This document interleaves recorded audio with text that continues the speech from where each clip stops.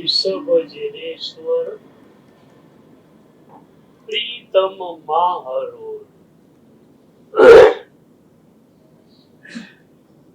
ભક્તિની એક મજાની ધારા આનંદ ઘનજી ભગવાન માત્ર પોતે ભક્તિની ધારામાં જાય છે એમ નહીં, આપણને બધાને ભક્તિની ધારામાં તેઓ લઈ જાય છે. ભક્તિની બહુ મજાની વ્યાખ્યા આપણે જોઈ રહ્યા હતા. चित्त में श्रुत ऐसे बसे जैसे जल मीना. ભક્તની આ વ્યાખ્યા. ભક્તને પ્રભુનું જે હોય તે બધું જ ગમે છે. મધુરાધિપતે રખિલમ મધુરમ. પ્રભુના શબ્દો ભક્તને એટલા જ પ્યારા લાગે છે.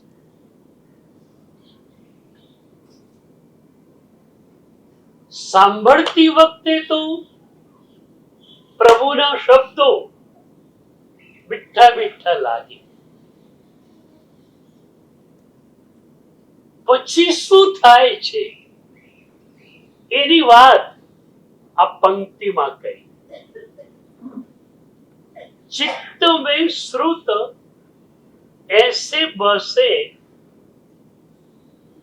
जैसे जल मीनारे. એ પ્રભુના શબ્દો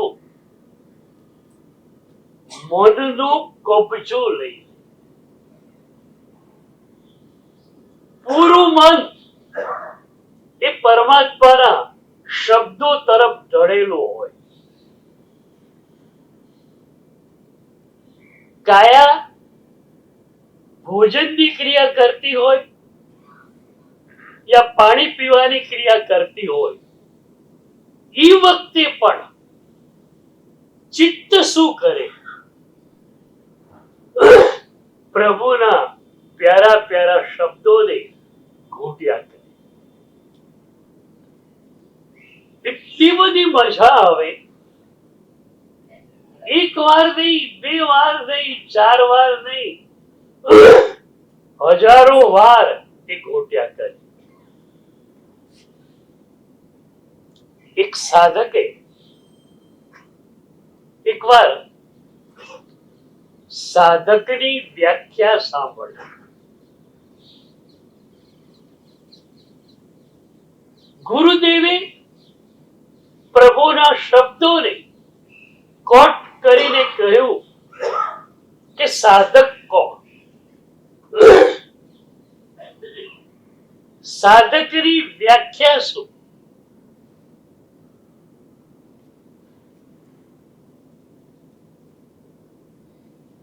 સાધક સાધનામાં પૂરેપૂરો ઉતરેલો હોય છે. એ સાધકની વ્યાખ્યા એ છે કે એ સાધક સતત આત્મદ્રવ્યનું ચિંતન કરતો હોય અને ઘટનાઓ પર્યાયોમાં એ ક્યારે પણ જતો ન હોય. એની આ વ્યાખ્યા ગમી ગઈ. તમને ગમી ગઈ?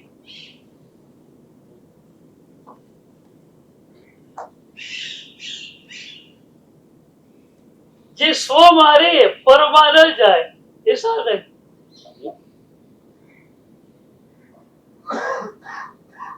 એ સાધકે એ દિવસે પ્રભુના એ શબ્દોને મનમાં ઘુમરાવ્યા.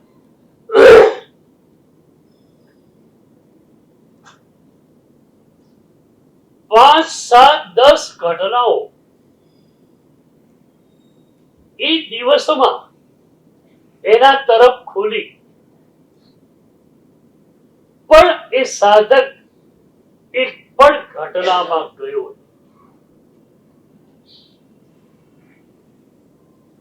હકીકતમાં કોઈ પણ ઘટના ક્યારે પણ તમને પીડા આપી શકતી જ નથી.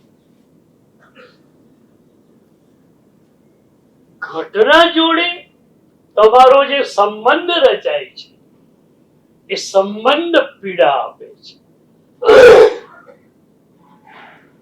તમે ઘટના જોડે સંબંધ એ રીતે રચ્યો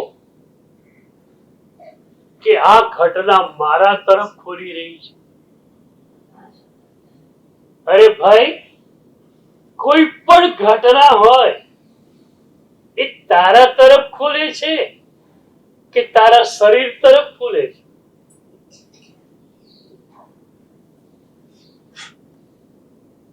ઘટના ઘટી, ચાલતા તારે પડી ગયા. ઘટના ઘટી, પણ એ ઘટના કોના સ્તર પર ઘટી? શરીરના સ્તર પર ઘટી. તમે શરીરની સાથે હુંપણાનો સંબંધ રચ્યો છે, અને એ સંબંધ જે છે એના કારણે તમને પીડા થાય છે. મહામુનિવરોને રોગો આવતા, પણ તમને ખબર ન પડે કે એમને કેન્સર થયેલું હશે. એટલી જ મસ્તી, એટલી જ મજામાં એ રહેતા હોય. એક વાત, ધર્મ ધુરંધર સુરી મહારાજ સાહેબની શાતા પૂછવા હું ગયેલો. સાહેબજીને કેન્સર થયેલું. હું સાહેબજી પાસે ગયો. મારા મનમાં એક વેદના હતી કે આવા સમર્થ આચાર્ય ભગવાન, જેમનું આધિપત્ય ચિર શાસનને મળે એ જરૂરી હતું, એ શું ચાલ્યા જશે? તો મેં વેદનાના સૂરમાં કહ્યું કે સાહેબજી, આપને આ કેન્સર થઈ ગયું. મને એ જાણે છે. યશોવીએ તારા શબ્દો આ હોય. મને કેન્સર થયું છે કે મારા શરીરને થયું છે? હું તો અમર અને અક્ષય આત્મા છું. મને શું થાય? હું તો એ જ મસ્તીમાં છું જે મસ્તીમાં પહેલા હતો.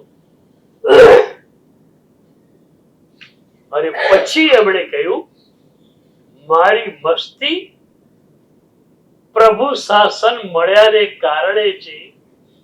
મારી મસ્તી પ્રભુની સાધના મળ્યાને કારણે છે. અને એ સાધના, એ શાસન, એ સામાન્ય અત્યારે પણ મારી પાસે છે. તો મારી મસ્તી ઓછી કેમ? કેન્સરની કઈ તાકાત કે મારી મસ્તીને ઓછી કરી શકે?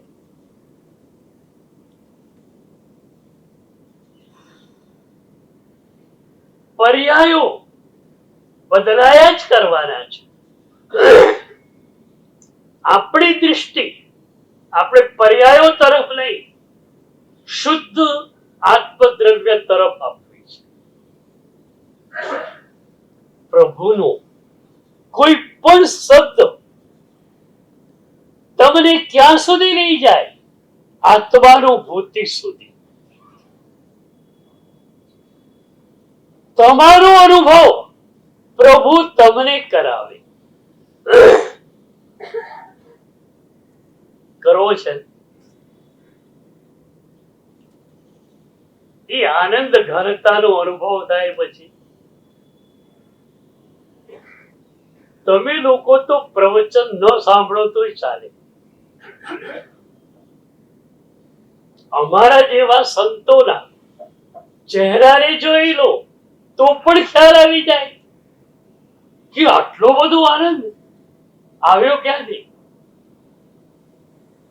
પ્રભુની કૃપામાંથી, પ્રભુના પ્રેમમાંથી. તો આપણે પણ ચાલો એ માર્ગ તરફ જઈએ. चित्त में श्रुत ऐसे बसे जैसे जल मीनार.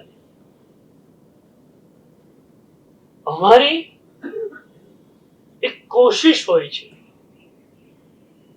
કે આ શબ્દોને તમારા અનકોન્શિયસ માઇન્ડ સુધી પહોંચાડી દે. કોન્શિયસ માઇન્ડમાં આ ઘટના ઘટેલી હશે પ્રવચનની, નીચે ઉતરતા બીજી કોઈ ઘટના ઘટશે તો કોન્શિયસ માઇન્ડ જે છે એ પ્રવચનની ઘટનાને ડિલીટ કરી નાખશે. નવી ઘટના ઉપર એનું ચિત્ત ફોકસ થશે. પણ અમારી કોશિશ એ છે કે તમારા અનકોન્શિયસમાં અમે આ શબ્દો મૂકી દઈએ જેથી ક્યારે પણ એ શબ્દો તમને યાદ આવી જાય. બોલો, એટલું જ યાદ રહે કે હું આનંદ ઘન છું. પછી એની પીડાનો સ્પર્શ થાય ક્યાંથી? એક માણસ સમયસે કરી યાત્રાએ ગયો, કરોડોપતિ માણસ, ખિસ્સો કપાઈ ગયો, એક પણ પૈસો એની પાસે અત્યારે નથી. અત્યારે ભલે એક પણ પૈસો એની પાસે નથી, પણ એ છે કોણ? કરોડોપતિ. એ તરત જ પોતાના ઘરે ફોન કરશે, ત્યાંથી માણસ લાખ, 2 લાખ, 5 લાખ જેટલા જોઈએ એટલા લઈને દોડશે. એમ તમને જો ખ્યાલ આવે કે હું આનંદ ઘન છું તો પીડાનો સ્પર્શ કઈ રીતે થાય? પેલા માણસે એમ થાય હું નિર્ધન થઈ ગયો, દરિદ્ર થઈ ગયો. અરે ખિસ્સું કપાયું તો કપાયું, 10,000 રૂપિયા ગયા, 10,000 ની મારે શું વિચાર છે? એક ઇશારો કરું અને 10 લાખ મને મળી.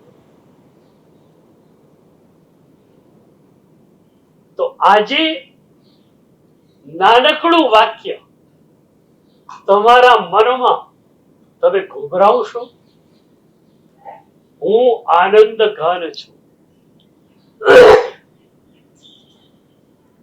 આનંદની એક અવિરત ધારા તમારી ભીતરથી નીકળી રહી છે. 101 વર્ષ પહેલાની વાત કરું કે એ વખતના શ્રાવકોના ચિત્ત પ્રભુના શબ્દોને કેવી રીતે સમર્પિત હતા. 50-55 ની ઉંમર થાય, દીકરાને ધંધો ભણાવી દે, પોતે નિવૃત્ત થઈ જાય. નિવૃત્તિનો ઉપયોગ સ્વાધ્યાયમાં, ભક્તિમાં. ભરૂચની અંદર 100 વર્ષ પહેલા અનુપચંદભાઈ નામના શ્રેષ્ઠી હતા. જૈન શાસ્ત્રોના પારંગત કહેવાય એવા.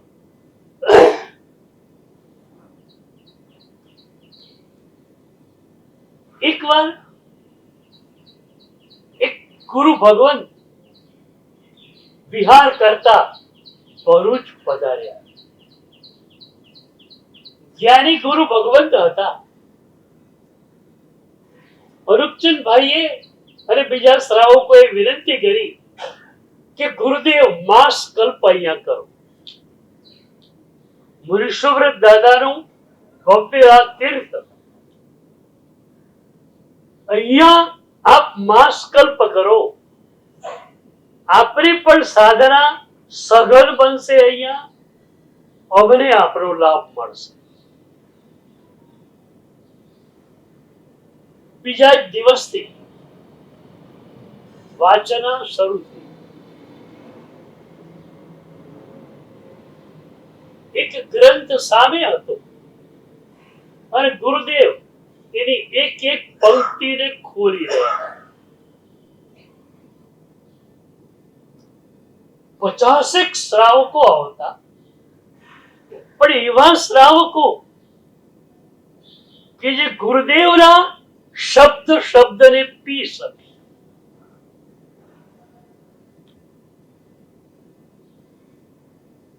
પર્યુષણ પહેલાના મારા પ્રવચનો અલગ હોય છે, પર્યુષણ પછીના અલગ હોય છે. પર્યુષણા પર્વ પહેલા તમને ખેંચવા માટેના પ્રવચનો હોય છે,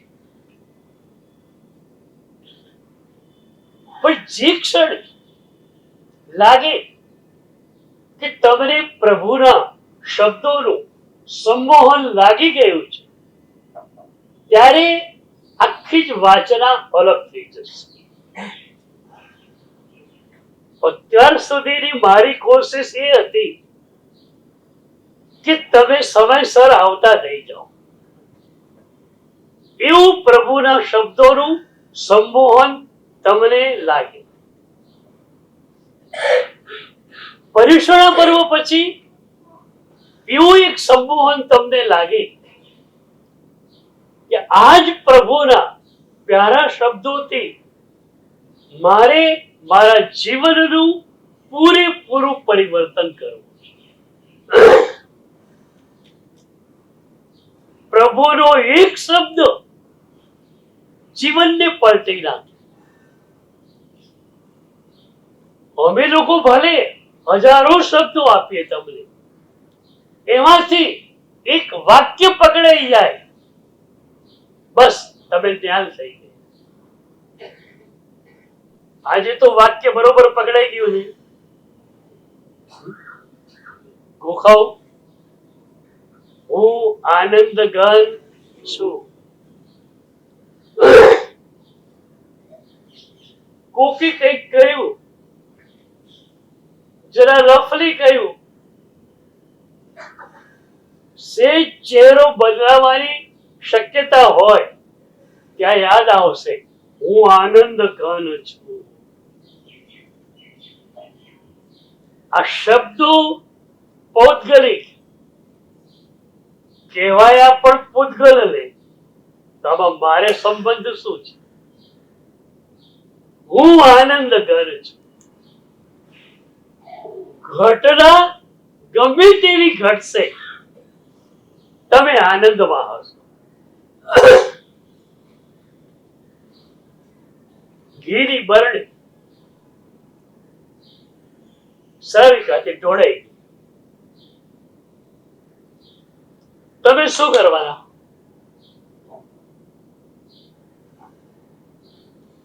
ઘીની બરણી ઢોળાઈ, એની પીડા એને પણ છે, એ લાઈફ પાર્ટનર છે, એને પણ તમારા જેટલી જ ચિંતા છે કે આ નુકસાન થયું.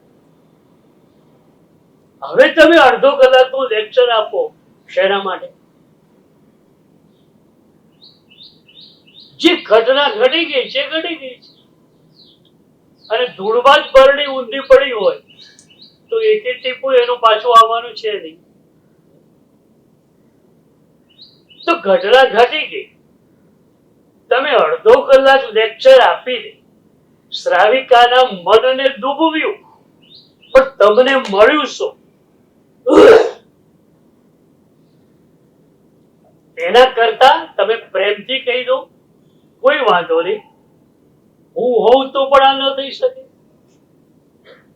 મારી પણ ડ્રેસ બેસ લાગે તો આવું બની શકે. એટલે એમાં તારો કોઈ વાંક નથી, તે કે જાણી જોઈને કર્યું નથી. આવા શબ્દો તમે બોલો તો શ્રાવિકાને કેટલો આનંદ થાય. મારે તો તમારી વ્યવહારની જિંદગી અને નિશ્ચયનું જીવન બેઉ પલટવા છે. જ્યાં ભીતર નિશ્ચયની ધારા આવશે, વ્યવહાર તમારો સુધરી જશે. તમારા દીકરાઓ ખોટું કેમ બોલે છે? એના હાથે એક રમકડું તૂટી ગયું, તમે જોશથી લાફો મારશો, આટલું કિંમતી રમકડું તોડી નાખ્યું તે. હવે એને લાગશે પપ્પા કૂટી નાખશે, એ જુઠ્ઠું બોલવાનું. મેં ક્યાં તોડ્યું છે? મને કઈ ખબર જ નથી. આ તો બોક્સ માંથી કાઢી ત્યારે ખબર પડી તૂટેલું છે. એને ખોટું બોલતા કોણે શીખવ્યું? તમે શીખ્યું.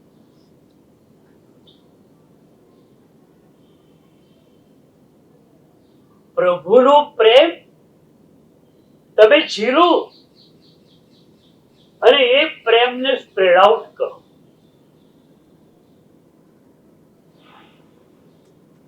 આજનો મનોવૈજ્ઞાનિક કહે છે કે આજના પતિ કે પત્નીને પૂછો કે આવતા જન્મમાં આ લાઈફ પાર્ટનર તમારે જોઈએ તો 99% ના આવશે, પણ 1% આમાં આવીશ. એ કેવા હોય? તમારે એવા બનવાનું. માત્ર પ્રેમ, દીકરા પ્રત્યે પણ પ્રેમ, દીકરી પ્રત્યે પ્રેમ, શ્રાવિકા પ્રત્યે પ્રેમ. માત પિતા છે ઘરમાં તો એમની તીર્થની જેમ ભક્તિ. તમારું વ્યવહાર જીવન સુધરી જાય તો તમારા ઘરમાં સ્વર્ગ ઉતરે. બધા જ ના ચહેરા એકદમ ઉલ્લાસમય. તો વાચના ચાલે છે. 11મા કે 12મા દિવસે એક પંક્તિનો અર્થ ગુરુદેવે કર્યો.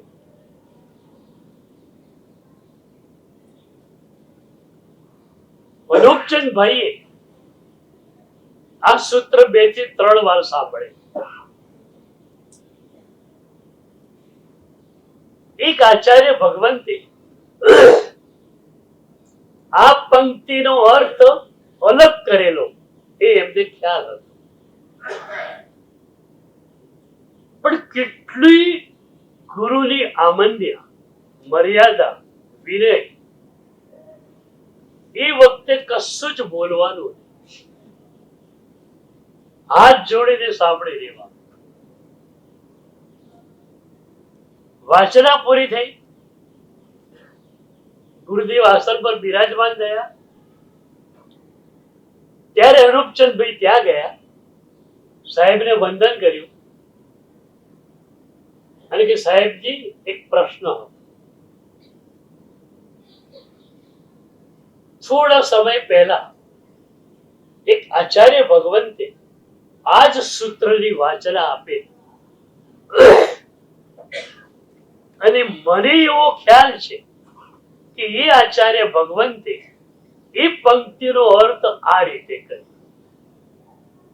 આજે આપે અલગ રીતે કર્યો. મને ચોક્કસ ખ્યાલ નથી કે આચાર્ય ભગવંતે આમ જ કહ્યું હશે, પણ મને આછો ખ્યાલ છે. તો હું મારા સ્મરણમાં ક્યાંય ચૂકતો તો નથી. હું ચૂકતો નથી એમ કે છે. સાહેબ તમે ભૂલી ગયા એમ નથી કે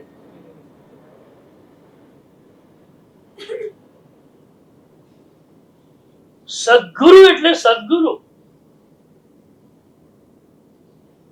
એમના ચરણોમાં ઝૂકવાનું જ છે અને ઝૂકવા સિવાય બીજું કઈ કરવાનું પણ નથી. ભગવદ ગીતામાં કહ્યું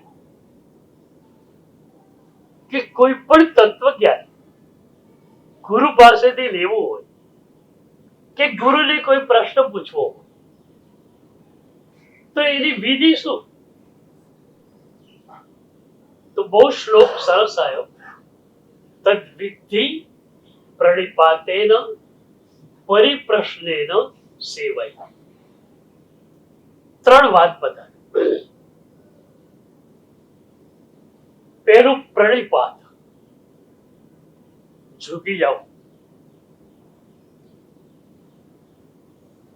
હું કઈ જાણું છું આ ભાવ હોય ત્યાં સુધી તમે ગુરુદેવને કશું જ પૂછી શકો નહીં. હું કઈ જ જાણતો નથી, નિપટ અજ્ઞાની માણસ છું. ગુરુદેવ આપ મહાજ્ઞાની છો, મારા સંશયને આપ દૂર કરો. પહેલું પ્રણિપાત, ઝૂકી જવાનું. બીજી વાત બહુ સરસ કહી, પરિપ્રશ્ન.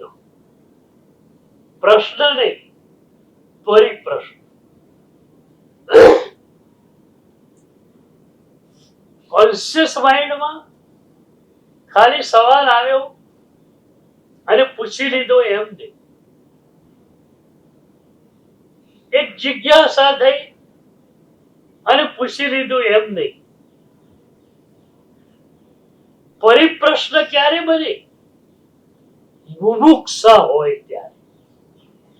એક છટપટાહટ, એક વેદના, આ આત્મતત્વને હું ન જાણું તો કેમ ચાલે? મારા અનંત જન્મો વ્યર્થ ગયા, મીનિંગલેસ ગયા. શું આ જન્મ પણ મારો આવો જ જશે? ગુરુદેવ કૃપા કરો અને મને સમજાવો. એક પ્રશ્ન તમારી પૂરી ચેતનાને આવરી લે ત્યારે એ પરિપ્રશ્ન બને. તો આવો પ્રશ્ન હોય, તમને લાગે જીવન મરણનો સંગ્રામ છે, ગુરુદેવ મળ્યા છે અને જાણી લો. અને પછી કહ્યું સેવયા. ત્રીજું ચરણ સેવા. પ્રશ્ન તમારે પૂછવાનો, ઉત્તર આપવો યા ન આપવો. આપવો તો ક્યારે આપવો એ ગુરુ નક્કી કરે. તમે પ્રશ્ન પૂછી લો એટલે કોઈ પણ ગુરુ જવાબ આપવા માટે બંધાયેલા છે એવું નહીં માને.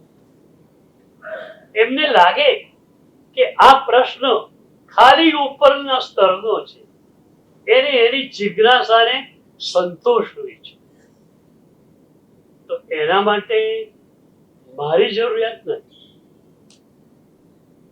આજે તમારી બધી જિજ્ઞાસાઓને સંતોષવા માટે ગૂગલ તૈયાર છે. પણ મુમુક્ષા હોય તો જરૂર સદગુરુ પાસે આવવા. એ ગૂગલ પાસેથી જવાબ નહીં. સેવયા, પ્રશ્ન પૂછી લીધો, ગુરુ જ્યારે જવાબ આપે ત્યારે તમારે સેવા કરી જવાની. આવો પ્રશ્ન જે છે એ અસ્તિત્વના સ્તરનો પ્રશ્ન બને છે.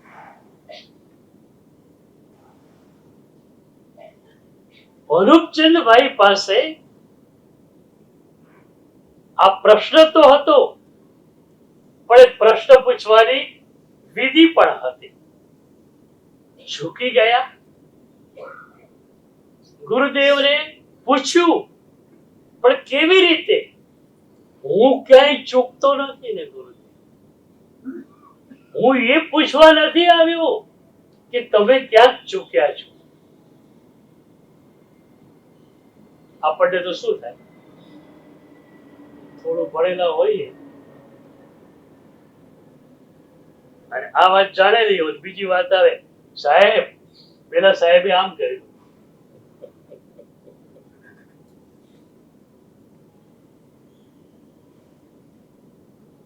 ગુરુદેવ મારે એ ચેક કરવું છે કે હું ક્યાંય ચૂકતો નથી. તમે ચૂકો એ વાત મારા મનમાં છે પણ. અને ગુરુદેવે કહ્યું કે બે જે અર્થ કર્યો છે એ બરોબર છે. તો હત્તી કરીને સ્વીકાર કર્યો. એમ નહીં કે ભાઈ હવે ગુરુદેવ છે કે એટલે સ્વીકારવું પડે, નહીં, પ્રેમથી. ગુરુદેવ બોલ્યા વાત પૂરી થઈ. એ રાત્રે ગુરુદેવને ઊંઘ ન આવી. એમણે બે અર્થ સામે રાખ્યા. પછી એમને થયું કે બે અનુપચંદભાઈને ના પાડી, પણ ખરેખર એમણે જે અર્થ બતાવ્યો એ પણ આગળ પાછળ જોડે એકદમ સંબદ્ધ થાય એવો છે. મારો જે ઉત્તર છે એ ઉત્તરની આગળની પંક્તિ જોડે સંબંધ નથી રહેતો, જ્યારે આ ઉત્તર જે છે એને આગળ અને પાછળ બે જગ્યાએ સંબંધ રહે છે. તો પછી એમણે કરેલો અર્થ સાચો હોય અને મેં કીધું કે ના મેં કરેલો અર્થ બરોબર છે, તો મને તો પ્રાયશ્ચિત આવે. કેવા ભવભીરુ મહાત્મા! પ્રભુના શબ્દનો સેજ અર્થ આમ થઈ ગયો તો તરત જ ક્ષમા વાંચવાની. અમે લોકો કહીએ ને પ્રવચનને અંતે જેનાગલા વિરુદ્ધ કઈ બોલાઈ ગયું હોય તો મિચ્છામિ. એનો એક અર્થ તો તમારા ખ્યાલમાં છે કે પ્રભુની આજ્ઞા પ્રમાણે જો એક એક શબ્દ બોલવાનો છે, પણ ક્યારે મતિબંધતાથી ખોટું કંઈક બોલાઈ ગયું હોય તો એનું મિચ્છામિ. બીજો અર્થ એવો છે કે પ્રભુની આજ્ઞા પ્રમાણે હું બોલ્યો હોઉં તો એ સારું જ હોય, પણ વચ્ચે એમાં મારી બુદ્ધિ આવી ગઈ હોય તો કદાચ થોડુંક બગડી પણ જાય. એક શ્રાવિકા મહેમાન આવ્યા, એપલ છોલેલું છે, ટુકડા કરેલા છે ને આપી દે. દૂધની સાથે મીઠાઈ, દૂધ અને એપલ. એપલમાં એમણે કશું કરવાનું નહોતું, છાલ જ ઉતારી ટુકડા કરી. પણ તુરિયાનું શાક કર્યું અને એમાં મરચું થોડું વધારે પડી ગયું કે તેલ વધારે થઈ તો ઘાણ બગડી જાય. એમ પ્રભુના શબ્દો ઇન્વર્ટેડ કોમામાં અમે મૂકી દઈએ તો સરસ જ રહેવાનું છે. એપલના ટુકડા, એપલ આખું હતું, આખું ખાઈ ન શકે, હવે ટુકડા કરી નાખ્યું. સમજાય એ રીતે આપી. પણ તુરિયાના શાકમાં તકલીફ થઈ જાય. કાં તો મીઠું વધારે હોય, કાં તો મરચું વધારે હોય, કાં તો મીઠું ભૂલાઈ ગયેલું હોય તો મજા ન આવે. એમ અમારી બુદ્ધિ વચ્ચે આવી ગયેલી હોય તો આખું પ્રવચન બગડી જાય. એટલે જ અમે લોકો પાઠ કોને સોંપી? જે પ્રભુ પ્રત્યે અત્યંત શ્રદ્ધાવાન છે. દીક્ષા લીધી એટલે શ્રદ્ધા હોય જ, પણ એની શ્રદ્ધા ડે બાય ડે વિકસતી જાય છે કે નહીં એ અમે જોતા હોઈએ છીએ. અને એમાં જેની શ્રદ્ધા એકદમ સુપરફ્લી આગળ વધેલી હોય એને અમે પાઠ પર બેસાડવા માટે પસંદ કરીએ કે ભાઈ એના મોઢેથી પ્રભુના શબ્દો એ જ રીતે નીકળશે, એમાં એની બુદ્ધિ એની અભિવ્યક્તિ કશું જ ઉમેરાશે. તો ગુરુદેવને રાત્રે ઊંઘ ન આવે કે અનુપચંદભાઈએ કરેલો અર્થ પણ સાચો છે. બીજી સવારે બધા વાંચનામાં આવ્યા ત્યારે ગુરુદેવે કહ્યું કે અનુપચંદભાઈ નો અર્થ પણ બરોબર હોય એવું મને લાગે છે. હવે આપણે એક કામ કરો, અહીં મુનિ સુવ્રત દાદા છે,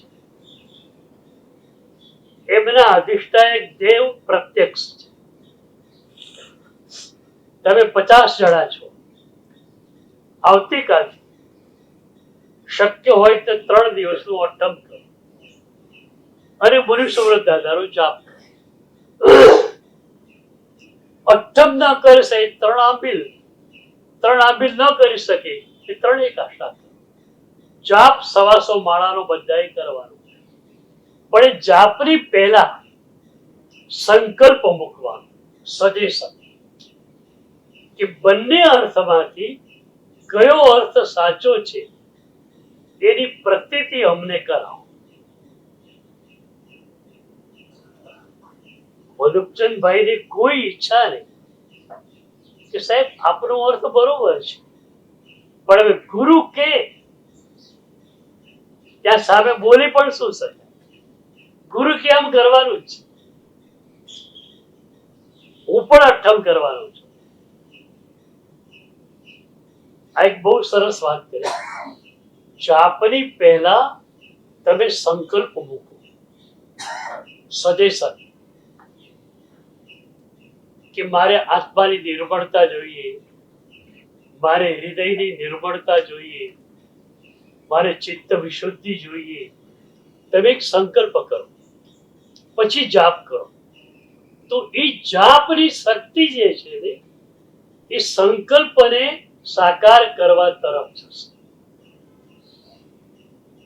એમને તમે જાપ કરો તો આત્મનિર્મલીકરણ તો થાય, પણ જયારે વિશેષ હેતુથી આપણે જાપ કરવો છે ત્યારે સંકલ્પ મૂકવાનો.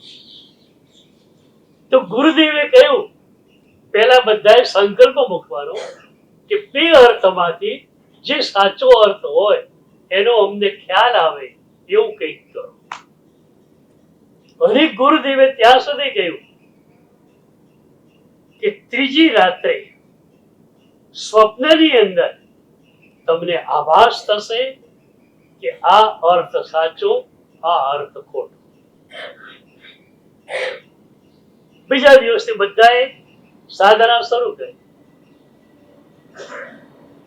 ખરેખર ગુરુદેવે કહ્યું તેમ ત્રીજા દિવસે રાત્રિ ઘણાને પેલો ઉત્તર લખાઈને જોવામાં આવ્યો, આ ઉત્તર સાચો છે. કેટલાકને સંભળાયું કે અનુપચંદભાઈએ કરેલો અર્થ સાચો છે. મહારાજ સાહેબને પોતાને પણ અઠમ તપના છેલ્લી રાત્રે આભાસ થયો કે અનુપચંદભાઈએ કરેલો અર્થ સાચો છે. હવેની વાત બધાની છે. ચિત્ત મેં શ્રુત એસે બસે.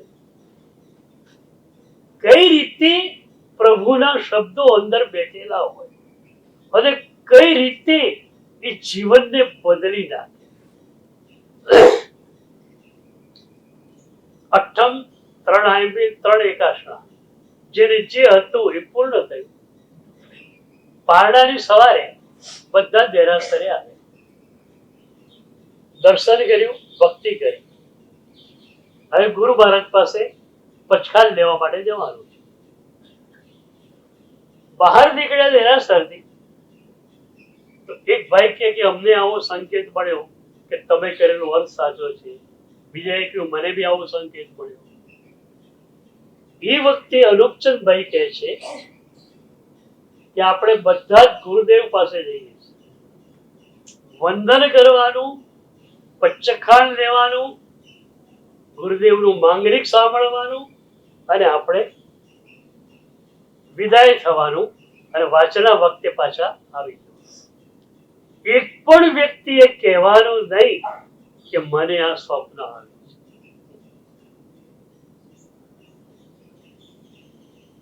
ગુરુનો અર્થ બરોબર નહીં, મારો કરેલો અર્થ સાચો. આ ભૂમિકા જો આવી જાય ને તો એનું શ્રાવકત્વ તળિયે પહોંચે. ગુરુદેવને કહેવાનું પણ નથી કે મેં કરેલો અર્થ સાચો છે.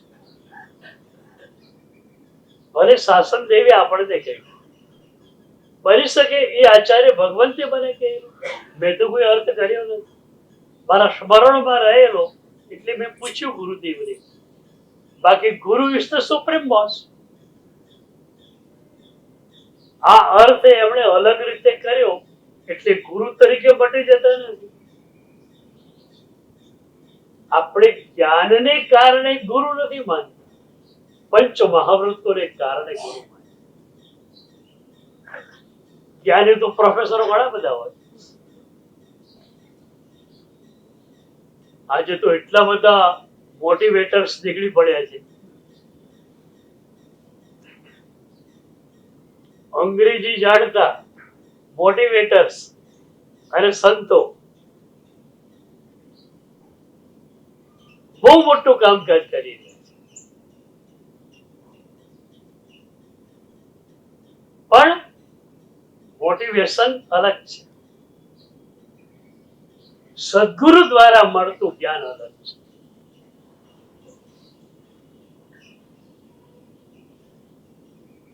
તો બધાને કહી દીધું કે કોઈએ પણ કહેવાનું નથી કે મેં કરેલો અર્થ સાચો છે.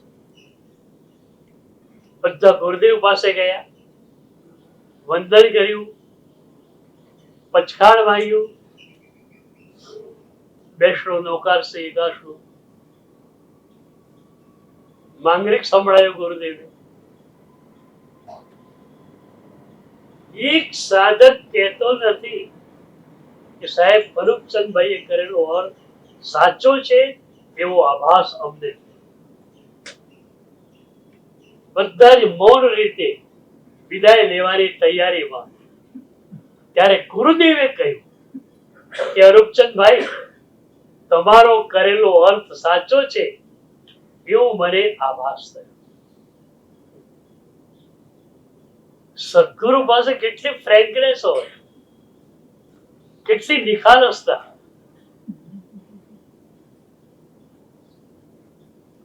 તમે કરેલો અર્થ સાચો છે. અરૂપચંદભાઈની આંખમાં આંસુ આવે છે. ગુરુદેવ, મેં કરેલો અર્થ કેમ કહો છો? એક આચાર્ય ભગવંતે અર્થ કરેલો, પ્રભુની કૃપા, જ્ઞાનાવરણીનો સહયોગ શું કે મને યાદ રહે. પણ ગુરુદેવ, આપ જ કહો છો કે સાધના માર્ગમાં જ્ઞાનાવરણીના સહયોગ સમનું કોઈ મહત્વ નથી, મોહનીયના સહયોગ સમનું જ મહત્વ છે. આંખમાં આંસુ છે. ગુરુદેવ, મેં કઈ જ નથી કહ્યું. અને હકીકતમાં એમની ઈચ્છા પણ નહોતી. પણ ગુરુ બોલ્યા કે આ રીતે કરવાનું જ છે અને બધાને આભાસ થશે જ, એટલે ગુરુની વાત સ્વીકારવી પડી. પછી એમાં નરું નચ કરી શકાતું નથી. ગુરુ આજ્ઞા તહતથી કરી પડી વચ્ચે. એ સૂત્ર તમારી તરફ છે. અમારી તરફ સૂત્ર એવું છે કે તમને આજ્ઞા અમે સમજીને આપી. તમે સામાયિક લો, કોઈ પણ આદેશ માંગો, લીલી ઝંડી અમારી કરી ગઈ. સંદેશ આવો, સંદેશ આવે, ખાવું ખાય, પણ તમે સામાયિક પારો. મુપત્તિ પડે એવું કહ્યું એનો આદેશ અમે આપી દઈએ, પણ તમે કોઈ ઈચ્છા કારણે સંદેશ ભગવાન સામાયિક પારવું હવે હા તો અમારાથી કહેવાય નહીં. તમે પારીને જાઓ અને જે આરંભ સમારંભ ના કામ કરો એની અનુભૂતદારો પણ અમને લાગે. હા કહેવાય ના કેમ ના કહેવાય? આ જ જેની શાસનની મર્યાદા. તમને કે ના પારવાનું નથી, એ લોકો ના મારે તો પારવું જ પડે. એટલે એ ગુરુ આજ્ઞાનો ભંગ કરે તેમાં અમે સહભાગી બનીએ. એટલે અમે એવી આજ્ઞા ન આપીએ કે જે પેલું તોડી નાખે. તમે જયારે પૂછો ઈચ્છા કારણ સંદેશ ભગવાન સામાયિક પારું, ત્યારે અમે શું કહીએ? પૂર્ણો વિકાયમ. ભાઈ આ ફરીથી કરવા જેવું છે. કર એમ પણ નહીં, પાર એમ પણ નહીં, આ ફરીથી કરવા જેવું છે. હવે શ્રાવક વિચારવા પડે. ગુરુદેવ કે છે ફરી વિચાર કરવા જેવું. પોણો કલાક શું ટાઈમ મળે એમ છે? અગત્યનું કામ ના હોય તો ફરી સામાયિક લઈ લો. પણ અગત્યનું કામ જયારે જવું પડે એમ છે તો બીજો આદેશ માગે. ઈચ્છા કારણ સંદેશ ભગવાન સામાયિક પાર્યું, તો પણ ગુરુ શું કે? આયરો નો મુક્તવો, એના પરનો આદર તું મૂકતો નહીં. જ્યારે સમય મળે ફરી પાછો આવે. એટલે આ લોકો બધા ઇન્ડોર પેશન્ટ, એમને તો કોઈ પણ આજ્ઞા આપી દઈએ, કુવામાં પડ એટલે કુવામાં પડી જાય. બરોબર? ઇન્ડોર પેશન્ટ કેવા હોય? વિચારવા 1 મિનિટ ઉભો રહે ને તો ઇન્ડોર પેશન્ટ નહીં બચે. પણ તમે આઉટડોર પેશન્ટ છો, એટલે તમારા માટે એવી આજ્ઞા આપી કે જે આજ્ઞા તમે પાડી શકો. પણ જે આજ્ઞા પાડી શકો એમ હોય એ આજ્ઞા પાળવા માટે ઉદ્યમ કરવો જોઈએ. પ્રભુના શબ્દો, પ્રભુની આજ્ઞા મનમાં સતત ઘુમરાઈ રહેલી હોય તો આ બને જ. એટલે બહુ પ્યારું સૂત્ર આવ્યું, ચિત્ત में श्रुत ऐसे बसे जैसे जल बीना.